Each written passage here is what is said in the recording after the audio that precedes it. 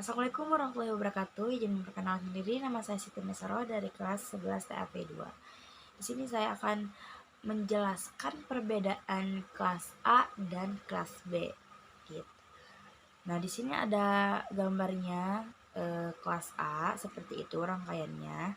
Di sana ada resistor, ada oscilloscope, ada pin juga saya lihat-lihat tuh. Dan masih banyak lagi. Penguat daya kelas A itu apa sih? Penguat daya kelas A itu penguat yang titik kerja efektifnya setengah dari tegangan V sisi penguat. Untuk bekerja penguat kelas A memerlukan bias awal yang menyebabkan penguat dalam kondisi siap untuk menerima sinyal. Karena hal ini, maka penguat kelas A menjadi penguat dengan efisiensi terendah, namun dengan tingkat distorsi atau cacat sinyal terkecil.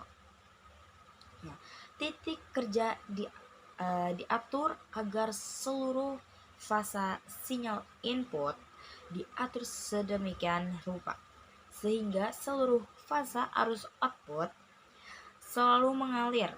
Penguat ini beroperasi pada daerah linear. Nah, seperti itu. Nah, sistem bias penguat kelas A yang populer adalah sistem bias pembagi tegangan dan sistem bias umpan balik kolektor melalui perhitungan tegangan bias yang tepat, maka kita akan mendapatkan titik kerja transistor tepat pada setengah dari tegangan sisi penguat. Penguat kelas A cocok dipakai pada penguat awal atau preamplifier karena mempunyai distorsi yang kecil. Distorsi itu apa sih?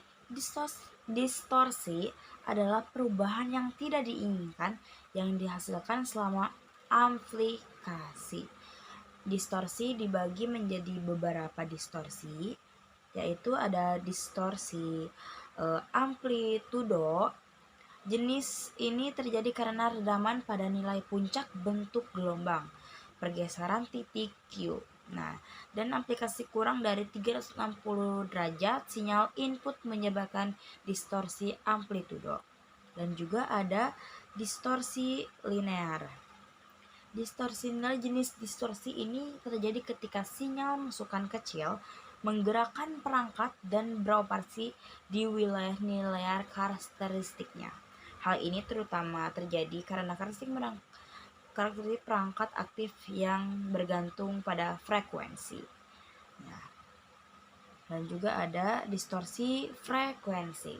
Dan kondisi distorsi frekuensi, tingkat aplikasi bervariasi terhadap frekuensi.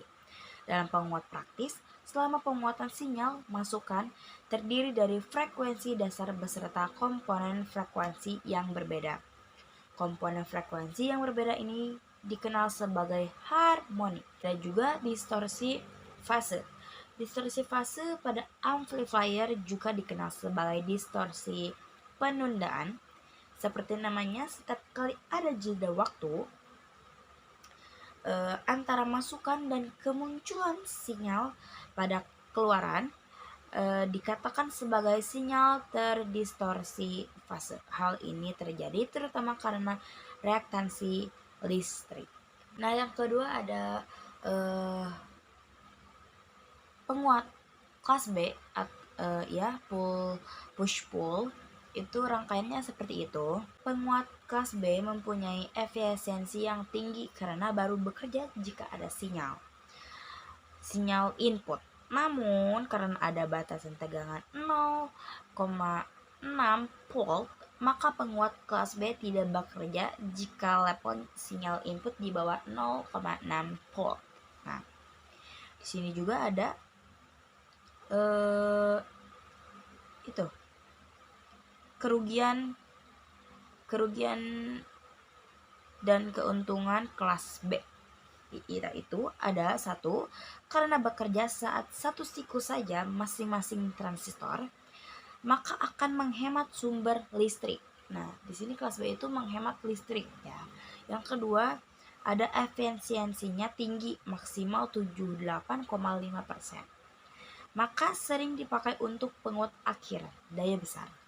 Yang ketiga, kerugiannya. Yang tadi itu adalah keuntungannya, dan sekarang kerugiannya. Kerugiannya biasanya pakai trafo SHG secara fisik, memakan tempat dan berat. Sekarang rancangan sudah lebih ringan karena mengurangi penggunaan trafo. Oke, segitu saja dari penjelasan dari saya. Semoga bermanfaat.